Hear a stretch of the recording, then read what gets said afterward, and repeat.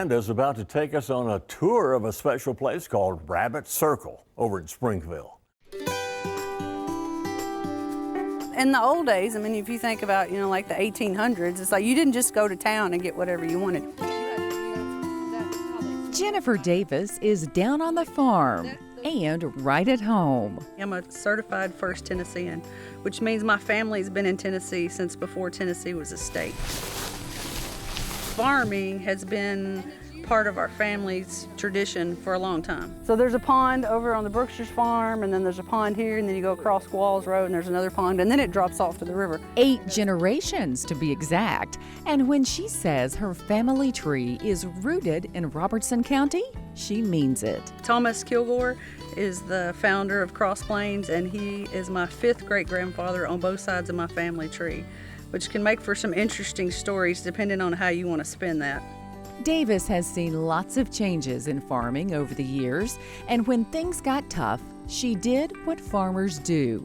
She dusted off her boots and created her own business, one that would introduce the rustic and real part of Tennessee to people from around the world. I thought for me it would be important to be able to save, or at least put it in a package so that people could understand or remember, what it feels like, or how it's important to live in rural Tennessee. So Rabbit Circle Farm Tours started about 3 years ago. Because rabbits tend to run in a complete circle, Rabbit Circle Farm Tours will take you on a backroads agri-venture, making stops in Adams, Orlinda, Cross Plains, and lots of others. Right now we're meeting in Springfield on the square, and then we get in my truck and we go for a ride through the country. I mean, I'm physically your personal guide to the country.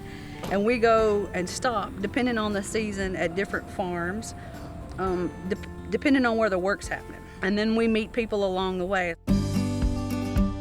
Rabbit Circle Farm Tours go rain or shine.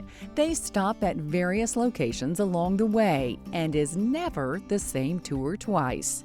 The excursions are interactive, including picking fresh vegetables, flowers, fruits, and often meeting up with farmers themselves. To have a fresh pear, and for the guy who's so passionate about growing these trees to explain the different horticulture practices.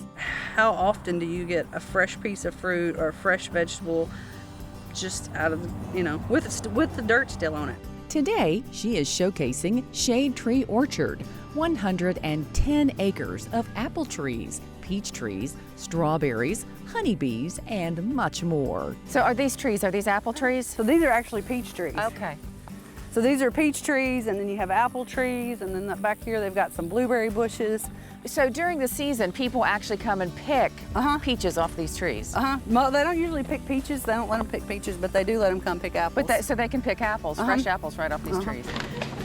And a general store that features local homemade products, including their famous apple cider. It's as simple and as pure as you can get it. Well, they grow them locally. Of course, we want to support our, the local farmer. And of course, I grew up here in Robertson County, so this is local for us. So and they're good people, and they're good to do business with. They've always got good stuff. They've got fantastic apple cider. We're making apple butter, so I kind of mix them up a little bit to have tart and sweet. And the local tour always includes an authentic farm-to-table lunch. We always go to a couple places for lunch because, like where the farmers eat or where the construction folks eat, just the local spot, like no Yelp reviews.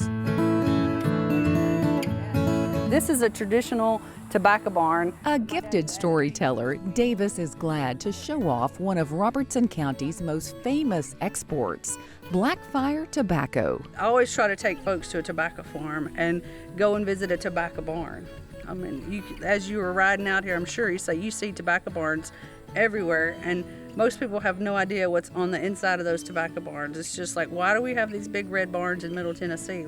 Here, they literally build a fire in the floor of the barn out of sawdust and slabs, and they smoke it. It's basically like a big barbecue grill. Every year, farmers that live here have put their tobacco on these sticks and hung it in these trees.